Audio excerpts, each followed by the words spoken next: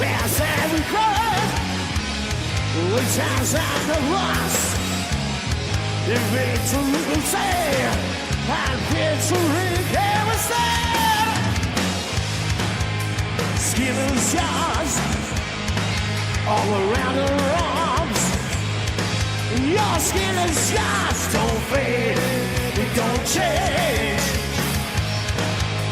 Skin and scars, the bleeding heart. Your skin and scars won't lie, won't lie. Well, the ones in the room denied all the truth. There we stand. Why this was meant to happen to us? Skin and scars all around her arm. Your skin and scars don't fade, they don't change. Skin and scars, they're bleeding on. The skin and scars don't lie, don't lie.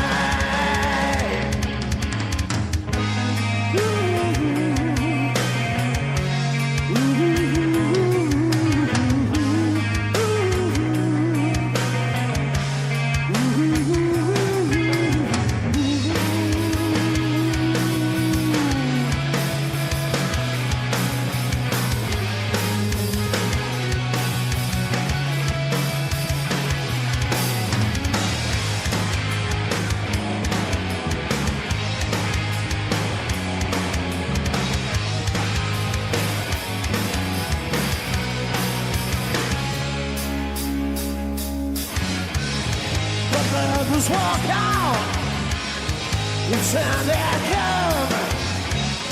The seasons the same, side by side, hand to hand.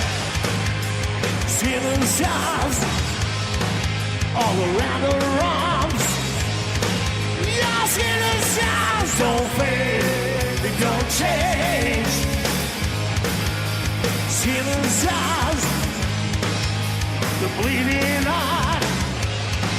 Your skin and scars go lie, go lie.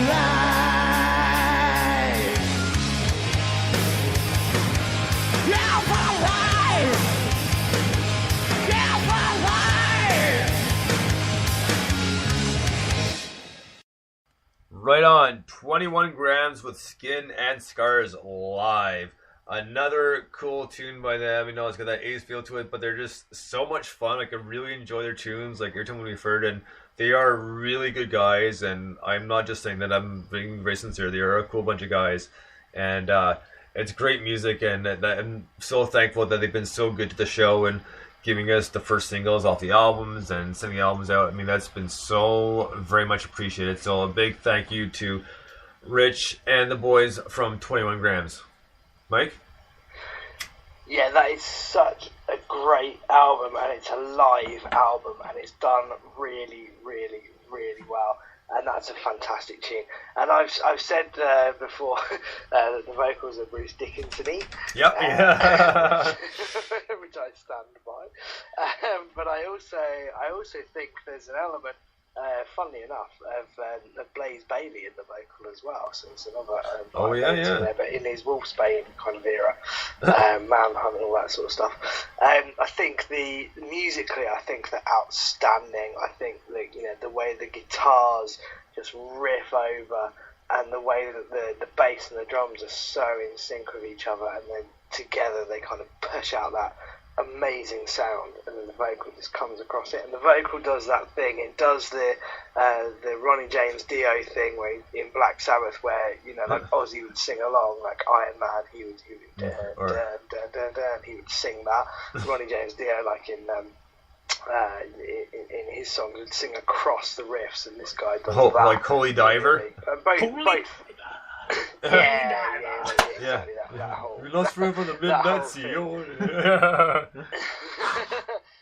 That whole thing going on, but yeah, it's oh my god, Heaven and Hell is the track I'm really thinking of, where you got that and the way he sings across it is just brilliant. I mean, they're both great styles of vocal, but I always think when you get a band like that, you've either got a Dio style vocalist who cuts across it, or an Aussie style vocalist that goes with it, and I think they're both valid forms of singing. But this guy's got the Dio thing going on, which I think is awesome. Yeah, I just think they're quality. I think they're. Chris, I really, really enjoyed listening to all the tracks, and this is brilliant. Right, I'm gonna let Chris speak here in a second, but just since you mentioned Heaven and Hell, because remember the tour, right? And on that tour specifically, I interviewed this guy because he has an album came out about 2 years ago, and his name is Joe Burt, and he played bass for Black Sabbath for about 2 months on the tour. No way, that's awesome. That was one of the coolest interviews I've ever had in my life, and he was a super nice guy. No, so I'm thinking to myself, like, this guy's probably been interviewed, like, I don't know how many, like, hundreds of times, so, you know, I want to try to keep ahead and not ask him stuff he's been asked, like, over the same question he's been answering, like 20 times every few months, and over the course of, like, 20 years sort of thing, right? And then I was going through my questions I had for him, and I said, you know what, I'm sorry, but I got to ask, he goes, how cool was it playing with Black Sabbath? Like, tell me some stories, man. Like, please. He's like, oh, yeah. He goes, no problem. I was like, awesome. And one of the best stories he had, he said they were pretty much finishing up the show, and they had the smoke effects going on, so that the stage was filling with smoke. And he said he looked over at Tony Iommi, and in 1 second he had his fingertips on. The next, he didn't. He says Tony was a joker. He goes I was weak at the knees. Brilliant. Exactly, right? So they had a lot of fun. They had fun on tour. They kind of joke around stage, and that's what they did. And they were kind of razzing Joe Burt because he was kind of the new guy for about a month or two, right? So okay, we're gonna have some fun with this guy. And he put up singing, like, oh my god. That's absolutely genius.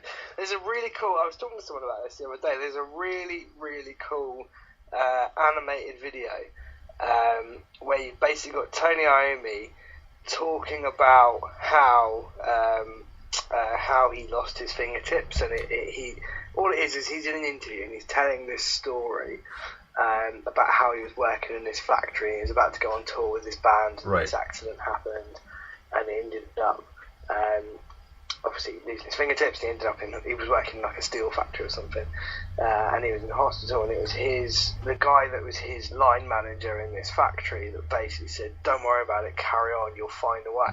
And then he went and formed I can't remember what they first called themselves, but the band that then went on to become Black Sabbath. And it's a really cool story, but what was really cool about the video is the fact that they took that kind of 4 or 5 minutes of him telling this story and turned it into this really cool animated video, which I thought it kind of had a film noir thing going on. It was almost like it was being, narrated as if it was supposed to be to make this video, but actually it was just him telling the story. It was really cool. But there you go. There's a sidetrack for you. And Chris, go. Yeah. Yeah, 21 Grams live. Excellent for being a live band. Yeah, exactly. It does remind me a lot of Black Sabbath. But to see these guys live would be something else, that's for sure. I really enjoyed their song there. Well, next up, this guy we did interview, and this is Dylan T. Rocks. And I just got a sweet package from him in the mail, phrasing. But I'll post it in a second. But it was and a cool T-shirt and a CD and apparently some candy as well. Candy. So it was pretty cool. So like I'll post the tonight's T-shirt pic in a second. But yeah, this is Dylan T. Rocks with "Lie to Me." Dig this. You got all kinds of questions, but they don't make no sense. I might as well say I don't know, and then I sit back on the fence. See, you got your heart broke, just the same as me. But it don't matter what you do, you know what will be. You got your independence, well, you understand. But if you wanna be with me, I got a little demand. Don't you lie to me, don't you lie to me, no.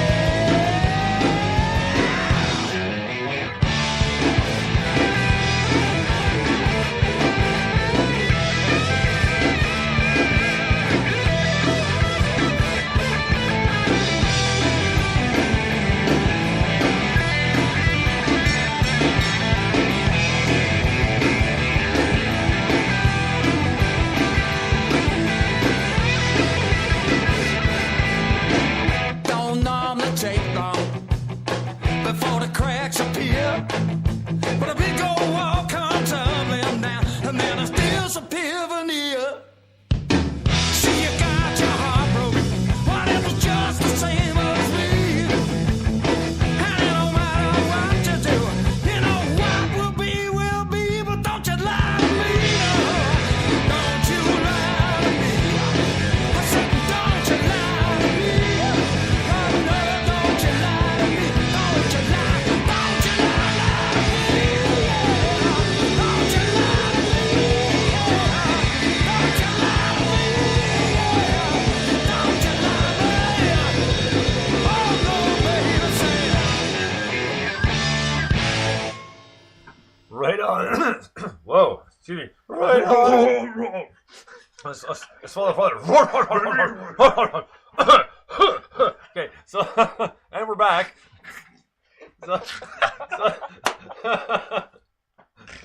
So, are you snorting, man? Like, really?